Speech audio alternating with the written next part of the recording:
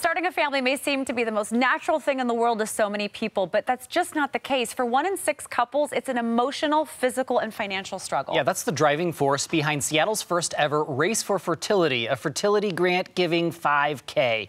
The race at the end of this month, which also happens to be Infertility Awareness Month. This is a giant topic, and we have so many questions. So back to talk more about the race itself and some of the stereotypes and issues surrounding infertility. We have Dr. Lora Shahine from Pacific Northwest Fertility and Tamara Tobias, a nurse practitioner with Seattle Reproductive Medicine. Welcome back. Thank you for having us. We've been talking off the air about some of the many stereotypes surrounding infertility. One is that it's only for women who decide to wait until they're in their 40s or 50s to have kids. Another is that egg freezing is for people who do it when they're 20 for fun and then they wait until they're... Can you help with some of these stereotypes, what these really are about? Sure. Well, I think something really important to realize is that infertility can affect anyone, no matter your socioeconomic class, your race, your career, no matter who you are. It can be a very humbling experience. And there's lots of people that we see and treat for fertility that for lots of different reasons. So some people are having recurrent miscarriage, and so they're conceiving, but they're not having their family. Other people are using fertility treatment because that's the only way that they can have a family. So same-sex couples or gestational surrogacy, etc. So there are no stereotypes that really can affect anyone. What about egg freezing? Who do you see most often freezing eggs? Sure. Traditionally, egg freezing was for women and men who were diagnosed with cancer, and they were trying to preserve their fertility because so many of the cancer treatments can really affect egg health and sperm health. But with the advance in technologies and all that we've learned about with freezing, it's become much more widely accessible, and a lot of people are now doing it for elective reasons, meaning they're not ready to start their family for whatever reason, and so they want to freeze eggs and sometimes sperm for later. That's got to be tough to talk about. It's actually pretty amazing. I do fertility assessments, and so with the fertility assessment is basically understanding what's that woman's egg supply. And so she can come in to do a blood draw and an ultrasound, and then we talk about it. And we talk about family planning, or, you know, where I am at this age, maybe I'm 32, I'm not quite ready to start my family. Should I do egg freezing or should I not? And is this something good for me? And what's been interesting is I'm finding out these women, it's empowering because it's information. And so sometimes I'll find somebody that might be 32, 33, and their egg supply is actually low. And so it was such a good thing that they came in when they did, just to get that information and decide maybe, yes, I should freeze my eggs, because maybe I would be struggling once I reach 40.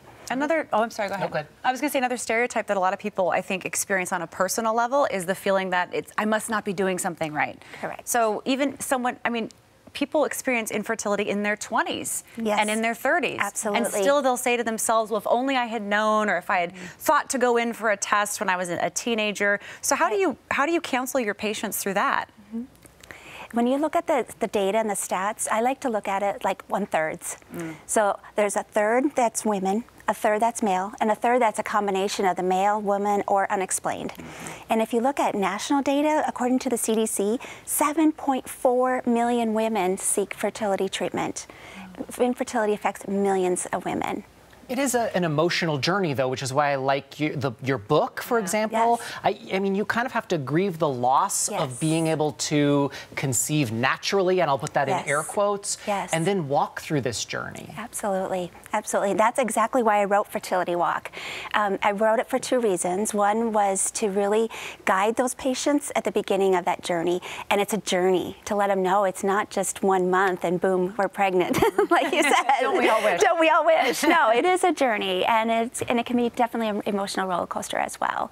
And then I really wanted those proceeds to go into a hope fund to help those who can't afford treatment, because it's devastating when we see somebody that you know they need IVF, but they can't afford it. And that's why there's the Fertility Walk coming up at the end of the month. It's a 5K, and people can support it and come out, and you're giving away a lot of different things for that, right? Yes. So free IVF, the winners will also get free PGS screening, which is genetic screening, as well as $1,000 towards meds. They'll get a free copy of Fertility Walk, and we've raised enough to give away 2 $5,000 grants. That's amazing. So pretty cool. It's really cool. I don't want to let you go without asking about your book, because you mentioned recurrent pregnancy loss, recurrent miscarriage, and this is something that I know that you deal with a lot, quite frequently. So tell us a little bit about Not Broken. Sure. So recurrent pregnancy loss is a special area of interest of mine, and I opened up a center for recurrent pregnancy loss at my practice, which is Pacific Northwest Fertility, in 2011. And since then, I've helped and treated a lot of women with recurrent pregnancy loss, and what I kept seeing time and time again is they came to me and they say, I feel broken. It's my fault. It's something I did. It's stress. It's a glass of wine. It's something that I have control over. And I'm tired of that message because the most common cause of first trimester miscarriage is a genetic issue in the embryo.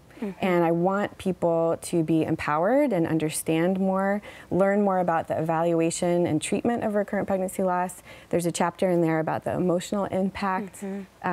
We talk a lot about stress and et cetera. And there's a whole chapter on the other half. Everyone forgets about men. They're half of the genetic equation, and they are taking part in this loss as well. And so I really want it to be a good resource for anybody who's either a patient with recurrent miscarriage, even providers with recurrent miscarriage.